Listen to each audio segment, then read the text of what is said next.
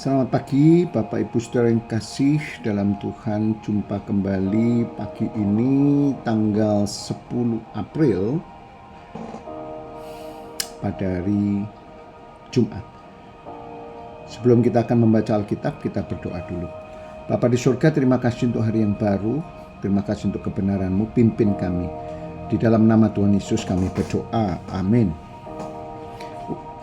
Ulangan 34 ayat 1 sampai Yosua pasal 2 ayat 24. Kemudian naiklah Musa dari dataran Moab ke atas gunung Nebo, yakni ke atas puncak Pisga yang di tentangan Yeriko. Lalu Tuhan memperlihatkan kepada seluruh negeri itu, daerah Gilead sampai ke kota Dan, seluruh Naftali, tanah Efraim, Manasye, seluruh tanah Yehuda sampai laut sebelah barat, tanah Negeb, lembah Yordan, lembah Yeriko, kota pohon korma itu sampai Soar. Dan berfirmanlah Tuhan kepadanya, inilah negeri yang kujanjikan dengan sumpah kepada Abraham, Ishak dan Yakub, demikian kepada keturunanmu lah akan kuberikan negeri itu. Aku mengizinkan engkau melihatnya dengan matamu sendiri, tetapi engkau tidak akan menyeberang ke sana. Lalu matilah Musa hamba Tuhan itu di sana di tanah Moab sesuai dengan firman Tuhan. Dan dikuburkannyalah dia suatu lembah di tanah Moab di tantangan Bet Peor, dan tidak ada orang yang tahu kuburnya sampai hari ini. Musa berumur 120 tahun ketika ia mati, matanya belum kabur dan kekuatannya belum hilang. Orang Israel menangisi Musa di dataran Moab 30 hari lamanya. Maka berakhirlah hari-hari tangis perkabungan karena Musa itu, dan Yosua bin Nun penuh dengan roh kebijaksanaan, sebab Musa telah meletakkan tangannya ke atasnya. Kebenaran pada pagi hari ini adalah umat yang dipenuhi oleh roh kebijaksanaan. Seperti Yosua, umat yang dipenuhi oleh roh kebijaksanaan. Sebab itu orang Israel mendengarkan dia dan melakukan seperti yang diperintahkan Tuhan kepada Musa. Seperti Musa yang dikenal Tuhan dengan berhadapan muka, tidak ada nabi yang bangkit di antara orang Israel dalam hal segala tanda dan mujizat yang dilakukan atas perintah Tuhan di tanah Mesir terhadap firman terhadap semua pegawainya dan seluruh negerinya. Dan dalam segala hal perbuatan kekuasaan dan segala kedahsyatan besar yang dilakukan Musa di depan seluruh orang Israel. Sesudah Musa hamba Tuhan itu mati, berfirmanlah Tuhan kepada Yosua bin Nun abdi Musa itu, demikian hambaku Musa telah mati, sebab itu bersiaplah sekarang, seberangilah sungai Yordan ini engkau dan seluruh bangsa ini menuju ke negeri yang akan kuberikan kepada mereka, kepada orang Israel itu. Setiap tempat yang akan diinjak oleh telapak kakimu kuberikan kepada kamu, seperti yang telah kujanjikan kepada Musa. Dari padang gurun gunung Libanon yang sebelah sana ia itu sampai ke sungai besar, yakni sungai Efrat, seluruh tanah orang Het, sampai ke laut besar di sebelah matahari terbenam, semuanya itu akan menjadi daerahmu. Seorang pun tidak akan dapat bertahan menghadapi engkau seumur hidup. Seorang yang dipenuhi oleh roh bijaksana, maka dia akan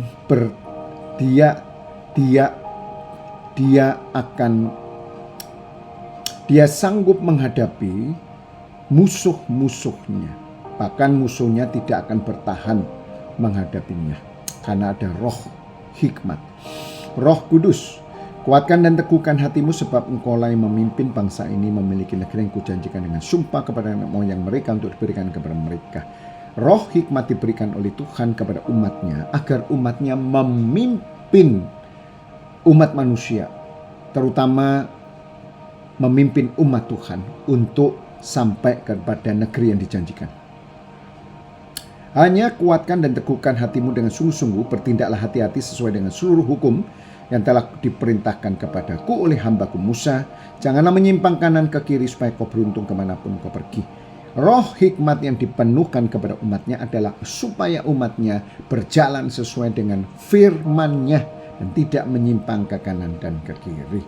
Bahkan bertindak hati-hati sesuai yang difirmankan, maka dia akan berhasil dan beruntung. Bukankah telah kuperintahkan kepadamu, kuatkan teguhkan hatimu, jangan kecut dan tawar hati, sebab Tuhan Allahmu menyertai engkau kemanapun engkau pergi. Lalu Yosua memberi perintah kepada pengatur-pengatur pasukan bangsa itu, katanya, jalanilah seluruh perkemahan, perintahkanlah kepada bangsa itu, demikian sediakanlah bekalmu, sebab dalam 3 hari kamu akan menyeberangi sungai Yordan ini untuk pergi menduduki negeri yang akan diberikan Tuhan Allahmu kepadamu untuk diduduki. Kepada orang Ruben, kepada orang Gad, dan kepada suku Manasye setengah itu berkatalah Yosua demikian.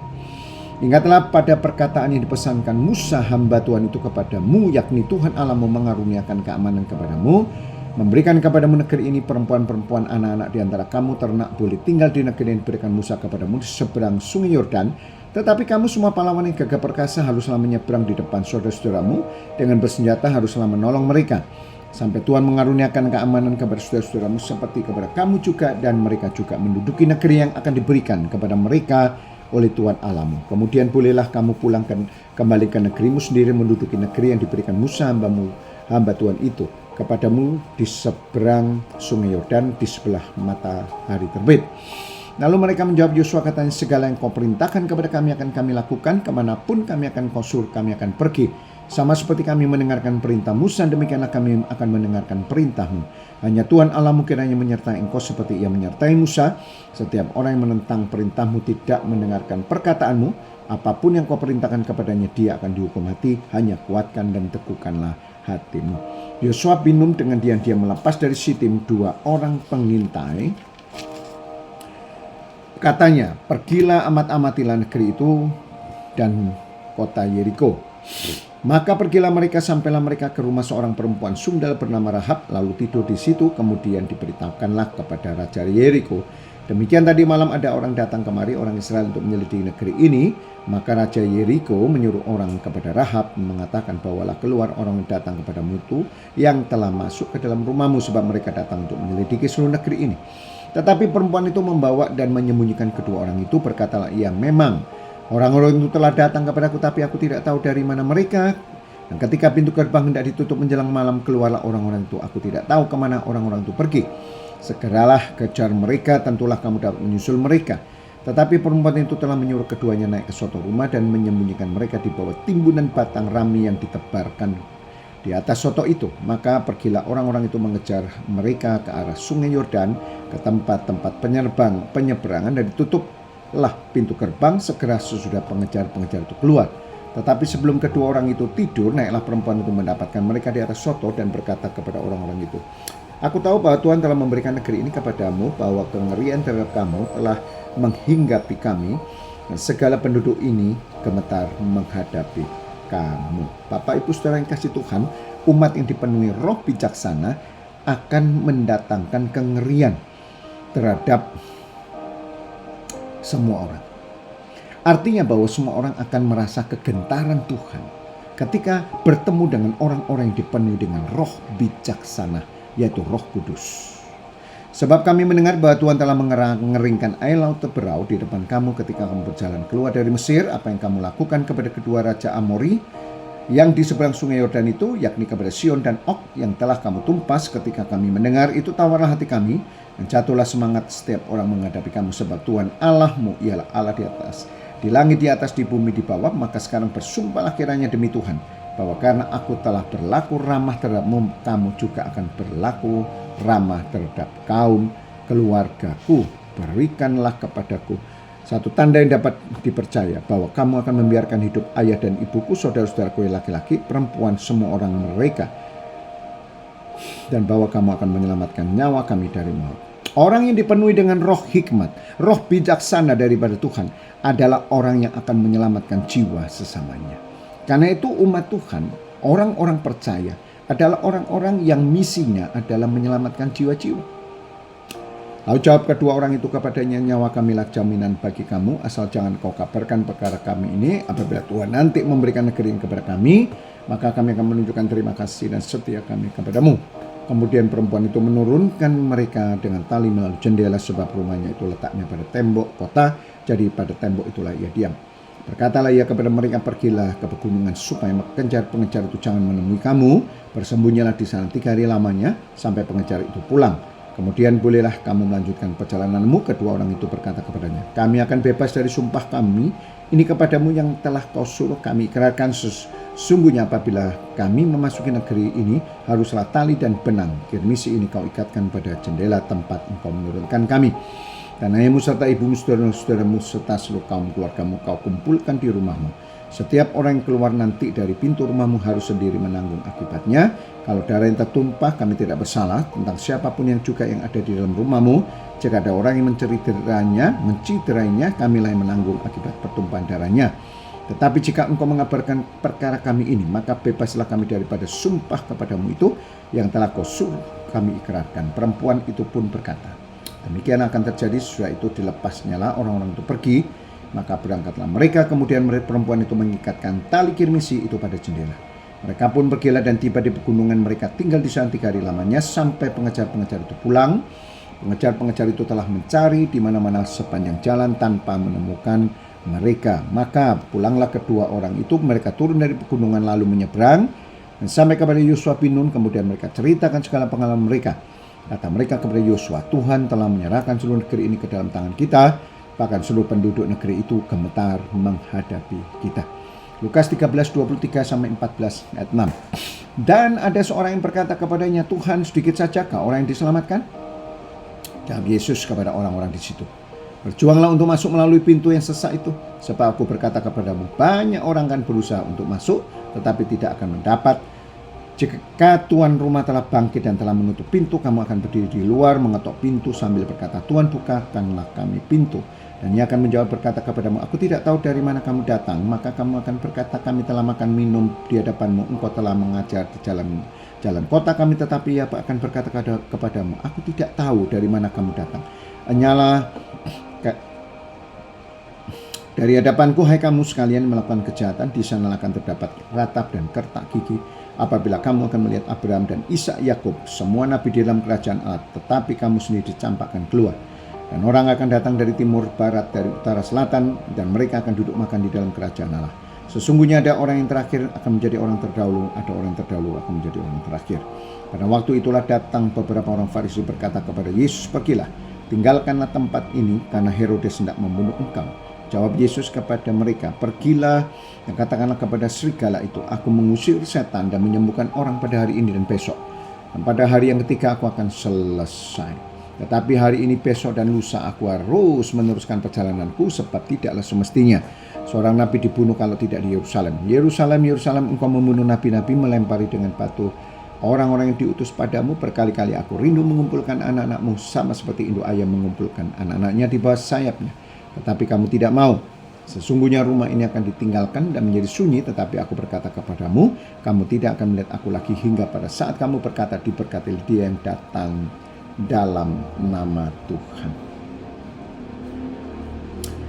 Bapak Ibu saudara yang kasih Tuhan, Tuhan Yesus mengingatkan bahwa sesungguhnya hanya orang-orang yang melakukan kehendak Tuhan, orang-orang yang mengejar kerajaan Allah dengan sungguh-sungguh dalam hidupnya, itulah orang-orang yang akan diselamatkan. Orang-orang yang akan dipenuhi dengan roh bijaksananya, Roh Kudus. Pada suatu hari Sabat, Yesus datang ke rumah salah seorang pemimpin dari orang-orang Farisi untuk makan di situ.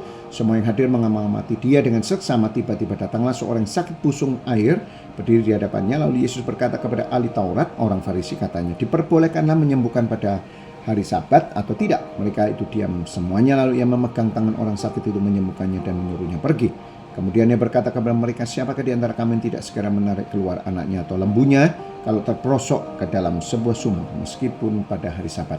Mereka tidak sanggup membantahnya. Ya Allah, Mazmur 79, 1-13, bangsa-bangsa lain telah masuk ke dalam tanah milikmu, menajiskan bait kudusmu, membuat Yerusalem menjadi timuran puing.